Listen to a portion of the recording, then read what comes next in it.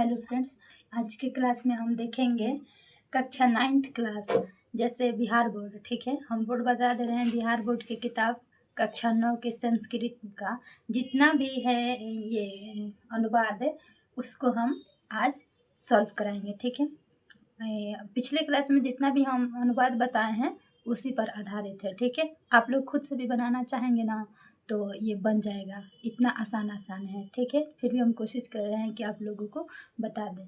आप लोग सोचते होंगे कि हम व्याकरण सिर्फ पढ़ा रहे हैं, तो व्याकरण हम इसलिए पढ़ा रहे हैं कि आप लोग संस्कृत की किताब देखेंगे तो वो पढ़ने से उसका जो भी पार्ट है, चैप्टर है, वो पढ़ने से समझ में नहीं आता है। तो जब तक ये अनुवाद हमारा स्ट्रॉन्ग नहीं रहेगा तब तक उसमें का जो बातें लिखी गई होती है संस्कृत भाषा में उसका अनुवाद नहीं कर पाते हैं। ठीक है, तो ये अनुवाद बनाने से बहुत ज़्यादा अच्छा हो जाता है और उसका पाठ पढ़ने से उसका हिंदी अर्थ भी पूर्ण रूप से समझ में आता है। ठीक है, तो जितना भी हम क्लास कराए हैं आप लोग देख सकते हैं उसको, और देखने के बाद संस्कृत का किताब लेकर बैठिए और पढ़िएगा तो बहुत सारी ऐसी चीज़ें हैं जो समझ में आएगी। आप लोग खुद से उसका अनुवाद करने लगेंगे। ठीक है, हिंदी रूपांतरण करने लगेंगे। ठीक है, और ये जो है ये हम पढ़ा रहे हैं व्याकरण, तो ये ज़रूरी नहीं है कि सिर्फ 9th 10th का है।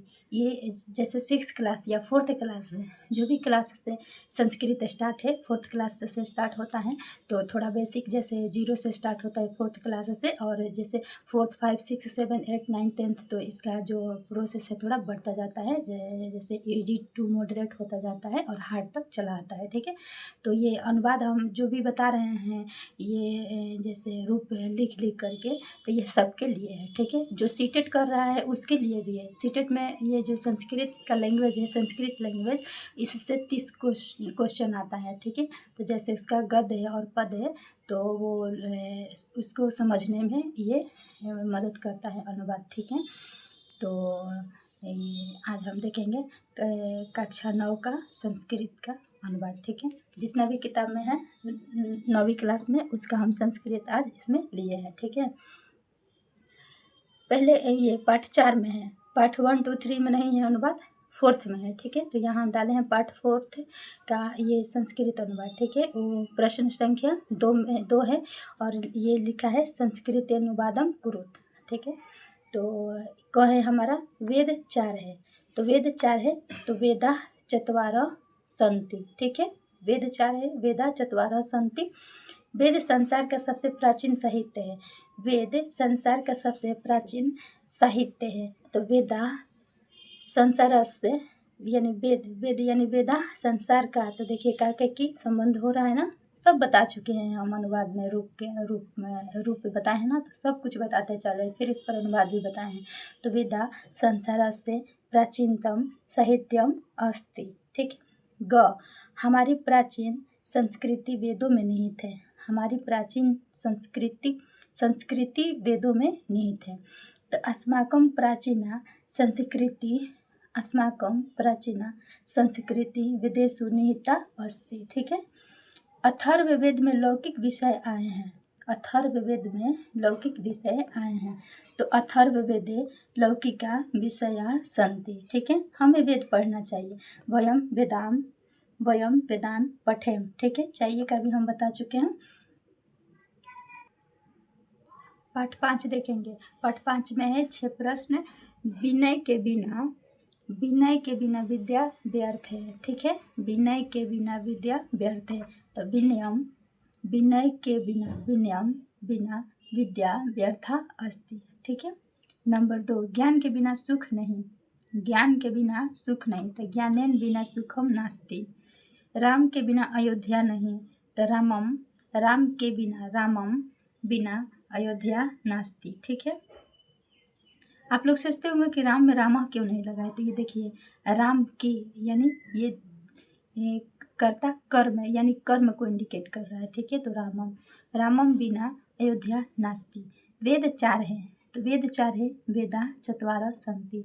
पुराण 18 है, पुराणानि अष्टादश सन्ति। स्मृतियाँ 108 है, स्मृतियाँ 108 है। ठीक है, स्मृतयः अष्टोत्तरशतम् असन्ति। स्मृतियः अष्टोत्तरशतम् सन्ति। ठीक है, ये हम अपने से नहीं बनाए हैं, ये आप लोगों के 9th क्लास के संस्कृत की किताब में दिया गया है, जो पाठ 5 है। पाठ 7 अब देखेंगे। पाठ 7 में इसका संस्कृत यहाँ। किसी गांव में 4 युवक रहते थे। किसी गांव में 4 युवक रहते थे। क्या हो जाएगा? कस्मिंचित ग्रामे चत्वारः युवका निवसन्ति आश्रम। रहते थे यानी रहते थे, रहते हो जाएगा निवसन्ति और थे के आश्रम। ठीक है, इस पर भी हम अनुवाद पिछले क्लास में बता चुके हैं। वे परस्पर मित्र भाव से रहते थे। ते परस्परम मित्र भावेन निवसन्ति आश्रम। ग अर्थोपार्जन के लिए वे दूसरे देश में गए। अर्थोपार्जन के लिए, अर्थोपार्जन यानी कमाने के लिए, जीविकापार्जन के लिए, अर्थोपार्जन के लिए वे दूसरे देश में गए। तो अर्थोपार्जनाय ते अन्य देशम गतवन्तः। ठीक है, अर्थोपार्जनाय ते अन्य देशम गतवन्तः। उन्होंने एक स्थान पर अस्थियां देखी। उन्होंने एक स्थान पर अस्थियां देखी यानी ते एकस्मिन् स्थाने स्थानिनी दृष्टानि। ठीक है, अंग में वे अस्थियां एक सिंह की थी। ठीक है, वे अस्थियां एक सिंह की थी। तानि स्थानिनी एकस्य सिंहस्य आसना। ठीक है, ये जो पाठ 7 है 9th क्लास के संस्कृत की किताब जो पाठ 7 है उसमें ये सिंह पर ही आधारित कहानी है। ठीक है, इसलिए उसी पर आधारित ये अनुवाद भी दिया है। पाठ 11 यानी पाठ 11 में देखेंगे। इसमें है हमारे देश में अधिक लोग गांव में रहते हैं। हमारे देश में अधिक लोग गांव में रहते हैं। तो अस्माकं देशे अधिकाः जनाः ग्रामेषु निवसन्ति। ठीक है, प्राचीन काल में गांव का जीवन सुखमय था। प्राचीन काल में गांव का जीवन सुखमय था। प्राचीन काले ग्राम्य जीवनम सुखमयम आसीत्। गांव में न्यूनतम सुविधाएं हैं। न्यूनतम यानी कम। गांव में न्यूनतम सुविधाएं हैं। तो ग्राम में न्यूना तीन्यूना या न्यूनतम भी लिख सकते हैं। न्यूनतम सुविधा सन्ति। ठीक है, गांव के लोग नगरों में जीविका पाते हैं। गांव के लोग नगरों में जीविका पाते हैं। तो ग्रामस्य जना नगरेषु जीविकाम प्राप्नुवन्ति यानी पाते हैं या प्राप्त करते हैं। ठीक है, अंग गांव में आज स्वर्ग की कल्पना नहीं है। गांव में आज स्वर्ग की कल्पना नहीं है। तो ग्रामे अद्य स्वर्गस्य कल्पना नास्ति। ठीक है, आप लोगों को अगर विश्वास नहीं होगा तो आप लोग 9th क्लास की किताब उठाइएगा संस्कृत का और ये देखिएगा। हम चैप्टर भी बता दिए हैं और प्रश्न भी बता दिए हैं। ठीक है, तो ये इसमें जो भी ये अनुवाद है तो आप लोगों की एग्जाम में, एनुअल एग्जाम में 10 प्रश्न आता है जिसमें से 5 प्रश्न का अनुवाद करना होता है। ठीक है, जिसमें आप सक्षम है उस सेंटेंस का अनुवाद संस्कृत में कर सकते हैं। तो उम्मीद है आप लोगों को समझ में आया होगा। ठीक है, आज के क्लास में इतना ही। Bye bye, thank you.